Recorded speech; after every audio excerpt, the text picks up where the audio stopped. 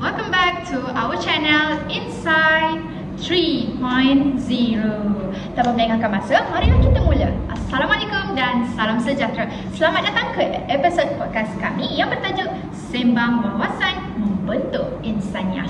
Dalam episod ini, kami akan menerokai bagaimana teori perkembangan kanak-kanak dan dasar pendidikan di Malaysia saling berinteraksi dalam membentuk sistem pendidikan yang holistik dan berteraskan nilai kemanusiaan. Fokus perbincangan kami adalah menganalisis hubungan antara teori perkembangan yang dikemukakan oleh tokoh-tokoh terkenal. Memperkenalkan ahli-ahli kita, saya Hanis Damia binti Muhammad Jaiz dan Michelle Ifdanis. Dan seterusnya Nur Atirah Amni binti Ramzi. Hai. Kami dari Institusi Pendidikan Guru Kampus Tun Abdul Razak. Jadinya saya mulakan dengan isi saya. Falsafah pendidikan kebangsaan merupakan tunjang utama sistem pendidikan di Malaysia yang digubal bagi membentuk insan seimbang dari segi jasmani, emosi, rohani dan intelek.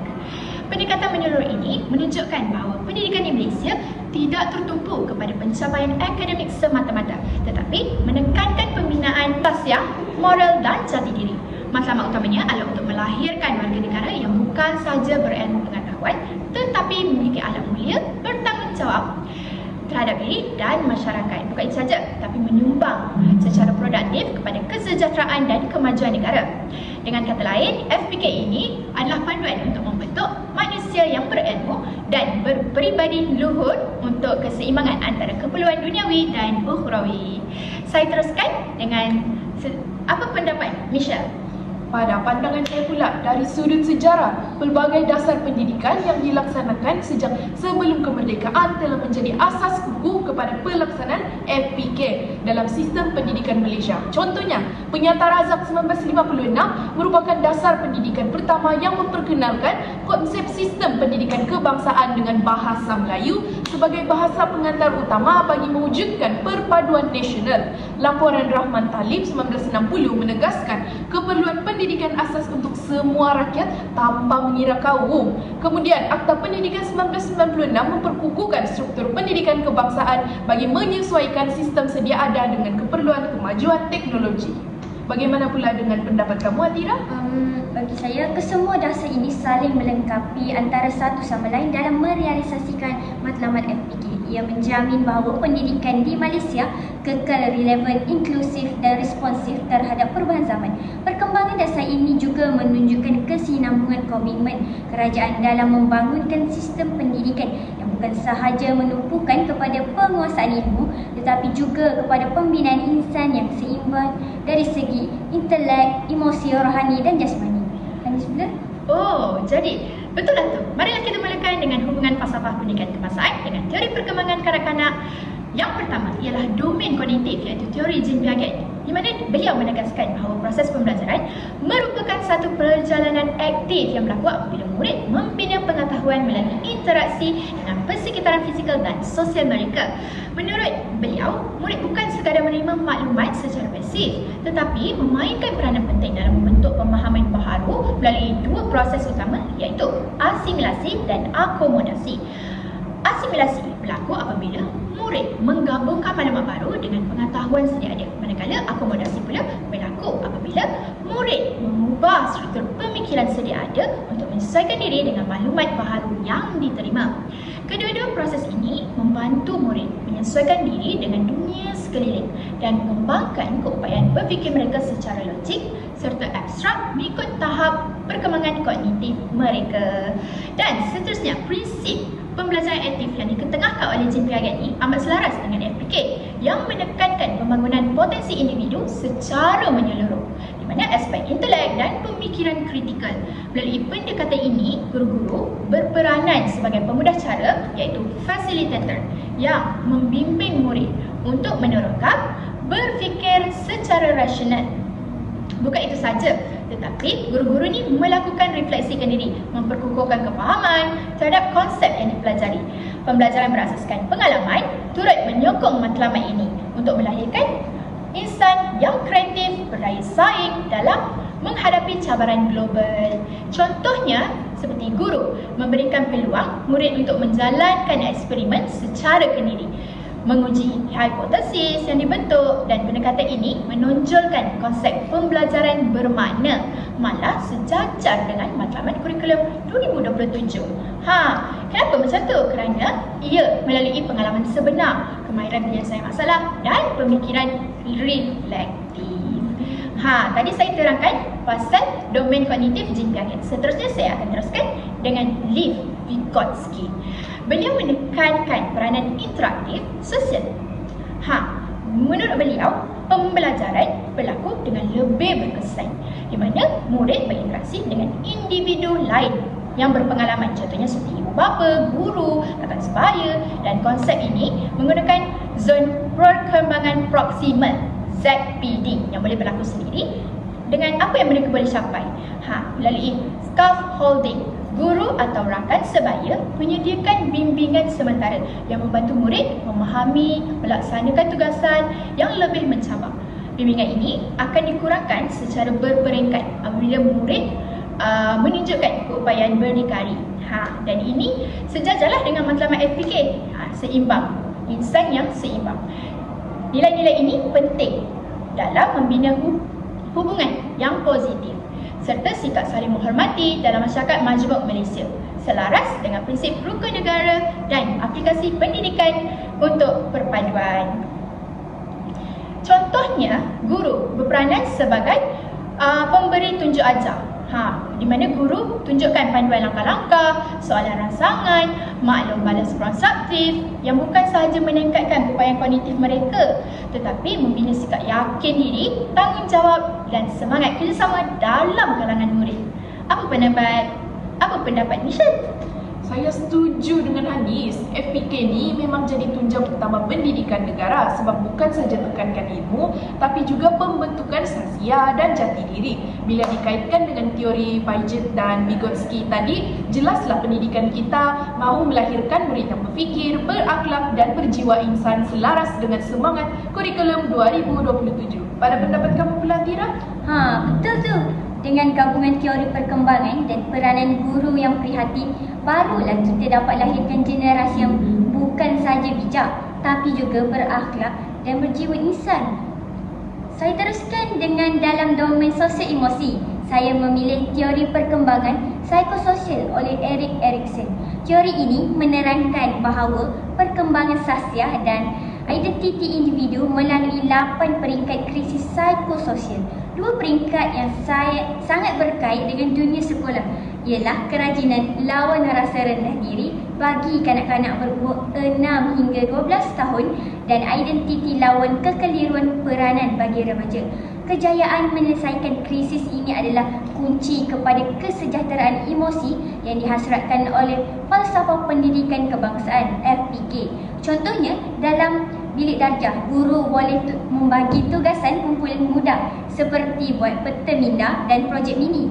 Bila murid berjaya siapkan dan guru puji, "Bagus Aina, cikgu suka usaha kamu." Murid rasa yakin dan bersemangat nak cuba lagi.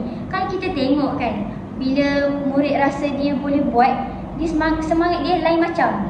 Dia jadi yakin dan itu sebenarnya tanda dia tengah lalui fasa kerajinan lawan rasa rendah diri dengan positif. Bagaimana dengan Hanis pula? Secara ringkasnya, saya setuju dengan apa yang Atirah tekankan tadi, di mana teori psikososial Erik Erikson ini menekankan kepentingan keseimbangan emosi dalam pembentukan identiti melalui pengalaman sosial di sekolah, di mana seperti yang Atirah kata, guru berperanan membantu murid membina keyakinan dan rasa kompeten melalui galakan serta tugasan yang sesuai dengan tahap perkembangan mereka. Apa pendapat Michelle pula? Saya setuju dengan apa yang dikatakan oleh Atira sebentar tadi. Jadi, secara ringkasnya saya boleh simpulkan teori psikososial Erikson menekankan pentingnya keseimbangan emosi dan pembentukan identiti murid. Dasar pendidikan seperti Penyata Razak dan laporan Rahman Talib yang saya katakan tadi turut menyokong pembinaan identiti nasional yang seiring dengan teori ini. Guru berperanan membimbing emosi murid melalui pujian, sokongan dan empati. Kesimpulannya, domain sosio-emosi tadi membantu melahirkan murid yang bukan saja cemerlang akademik tetapi juga berjiwa seimbang dan berkeyakinan. Baiklah, Boleh saya teruskan dengan isi saya, iaitu sudut domain fizikal, di mana perkembangan jasmani murid juga memainkan peranan yang sangat penting dalam proses pendidikan. Sebenarnya, aspek ini sangat berkait rapat dengan FPK tadi, iaitu falsafah pendidikan kebangsaan, kerana FPK menekankan pembentukan insan yang seimbang dari segi jasmani, emosi, rohani dan intelek. Pendidikan di Malaysia bukan hanya fokus kepada pencapaian akademik semata-mata, tetapi juga pada pembinaan tubuh badan yang sihat, daya tahan fizikal dan kesejahteraan diri murid. Baiklah, pendekatan ini dapat dilihat dalam pelaksanaan kurikulum 2027 yang memberi tumpuan kepada pembangunan murid secara menyeluruh, iaitu termasuk kesejahteraan fizikal dan kesihatan mental.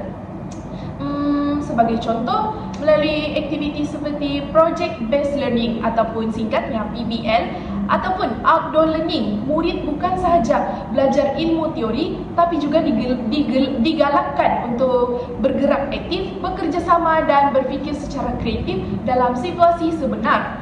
Bukan itu sahaja, teori yang kedua ialah teori Robert Harvey-Hurst merupakan penegasan bahawa setiap peringkat umur mempunyai tugasan perkembangan tertentu yang perlu dicapai bagi memastikan individu berfungsi dengan baik dari segi fizikal dan sosial. Perkembangan fizikal yang sihat membantu murid mencapai kematangan emosi, membina keyakinan diri serta menyesuaikan diri dengan persekitaran sekolah. Dalam konteks pendidikan, teori ini menunjukkan bahawa aktiviti fizikal bukan hanya untuk kecerdasan tetapi juga sebagai latihan membentuk disiplin, kerjasama dan tanggungjawab sosial.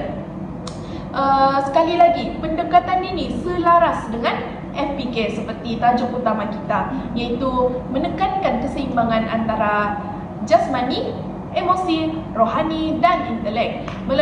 Melalui pelaksanaan seperti sukan, perkemahan, gotong royong, murid bukan sahaja memperkukuh kekuatan fizikal tetapi juga membina sasya, nilai kemanusiaan dan kemahiran insania. Ini seiring dengan semangat pendidikan untuk pembangunan lestari ESG yang membentuk dan membangunkan individu bertanggungjawab terhadap diri, masyarakat dan alam sekitar. Itu sahaja daripada saya. Pada pendapat kamu Atira, bagaimana dengan huraian saya tadi?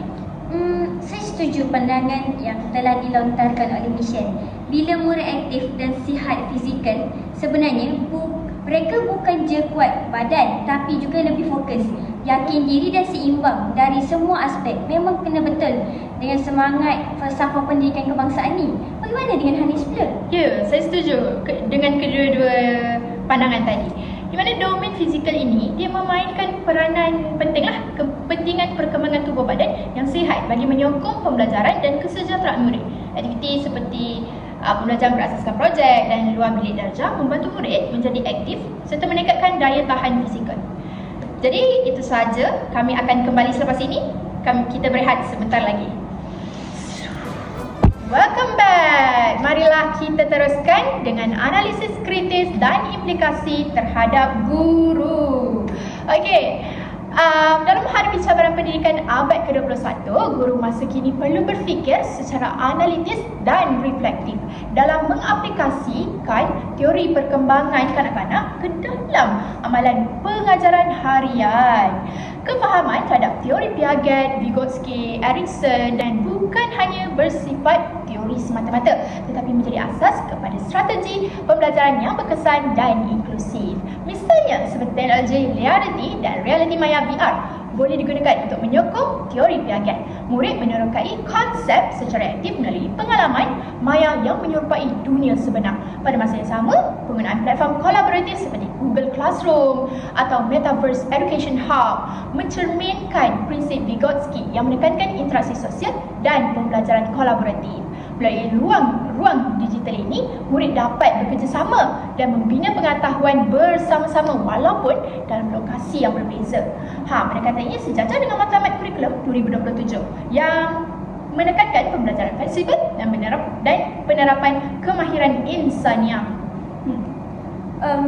Analisis ini membawa kita kepada refleksi tentang peranan guru yang sebenar. Falsafah pendidikan guru FPG menuntut guru bukan sekadar sekadar penyampai fakta, tetapi juga menjadi ejen psikososial di dalam bilik darjah. Guru perlu memahami emosi murid, memberi maklum balas, membina dan membimbing murid untuk membentuk keyakinan murid. Jika guru tidak peka terhadap konflik sosio-emosi Erikson ini, kita akan gagal melahirkan murid yang mempunyai daya juang dan empati, iaitu ciri-ciri karamah insaniah yang didambakan. Sebagai contoh, guru boleh membuat sesi refleksi ringkas dengan bertanya, hari ini apa benda yang kamu rasa paling bangga? Soalan sebegini membantu murid kenal emosi dan rasa dihargai. Guru juga boleh gunakan aktiviti seperti kad pujian mingguan untuk menggalakkan penilaian secara positif. Kalau guru nampak murid murung sebab markah rendah, jangan terus tegur. Duduk sebelah dan tanya dengan lembut. Kadang-kadang perhatian kecil itulah ubat yang terbaik untuk semangat murid. Apa pendapat Miss? Baru mengucapkan pula pendapat saya. Baiklah, dalam konteks pendidikan abad ke-21, teori Giselle dan Habig-Hurst menegaskan peranan guru sebagai fasilitator perkembangan murid secara menyeluruh. Guru perlu mengamalkan pengajaran adaptif yang mengambil kira perbezaan kematangan fizikal dan keupayaan motor sejajar dengan pendekatan holistik kurikulum 2027. Selain itu, aktiviti fizikal perlu diintegrasikan dalam PDP bagi meningkatkan tumpuan kesejahteraan emosi dan prestasi akademik seperti melalui aktiviti brain breaks atau pembelajaran luar bilik darjah. Guru juga berperanan memupuk nilai empati, kerjasama dan disiplin melalui sukan serta permainan selaras dengan FPK dan aspirasi murid PPPM 2013 hingga 2025. Secara keseluruhannya, aktiviti fizikal bukan saja meningkatkan kesihatan jasmani tetapi turut membantu membentuk fasihah, daya tahan dan keseimbangan diri murid agar mampu beradaptasi dengan cabaran global. Kesimpulannya, teori Giselle dan Habig-Hurst memberikan panduan penting dalam memahami bagaimana aspek fizikal memainkan peranan dalam perkembangan menyeluruh individu. Kedua-dua teori ini menekankan perkembangan jasmani bukan sekadar keupayaan tubuh badan, tetapi turut mempengaruhi kematangan emosi, sosial dan intelek murid. Pendekatan berasaskan teori fizikal ini selaras dengan falsafah pendidikan kebangsaan iaitu FPK yang menekankan keseimbangan antara aspek jasmani, emosi, rohani dan intelek.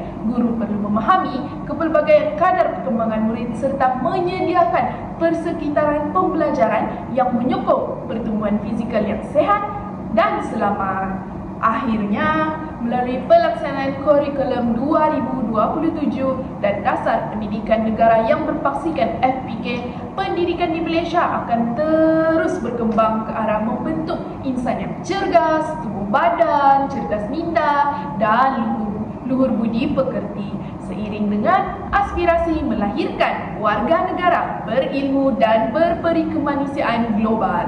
Bagaimana pula dengan pendapat Atira?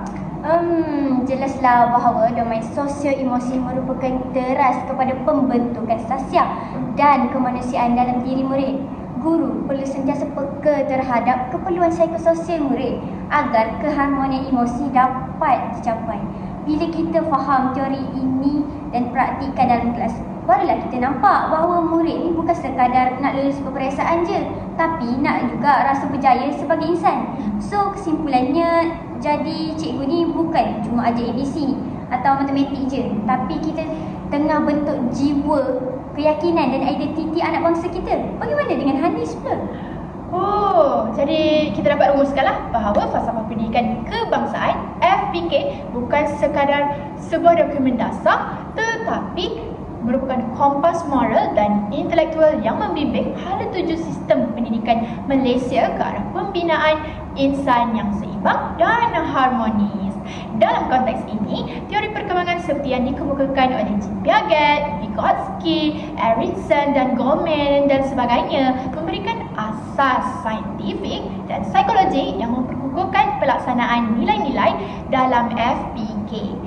Teori-teori ini membantu guru dalam memahami bagaimana murid berfikir, berinteraksi dan berkembang secara emosi serta moral, seterusnya membolehkan proses pengajaran dan pembelajaran dijalankan secara lebih bermakna. Oleh itu, guru abad ke-21 perlulah menjadi pemikir reflektif, menjadi ejen perubahan pendidikan yang mampu menyesuaikan pendekatan dengan keperluan semasa. Akhirnya, dengan berpaksikan FPK dan disokong dengan teori perkembangan, sistem pendidikan Malaysia ini akan terus berkembang sebagai satu ekosistem yang bukan sahaja mendidik minda tetapi juga membentuk jiwa demi melahirkan generasi berfikiran kritikal, beretika dan berjiwa insan.